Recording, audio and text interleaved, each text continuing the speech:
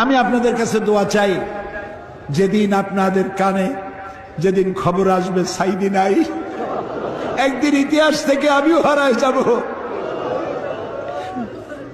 কিয়ামতের দিন আল্লাহ যেন আমাকে মাফ করে দেন। আমি কিচ্ছু চাই না আল্লাহর কাছে। আল্লাহ যদি বলেন কিয়ামতে তোরে মাফ করে দিলাম, এর থেকে বড় পাওনা আমার নাই। হায় আল্লাহ, এদেশে ইসলামের জন্য কারা রক্ত দেয়? আল্লাহ, এ জমিনে ইসলামের জন্য কারা মার খায়?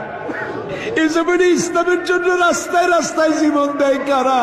তুমি কি চেনো না?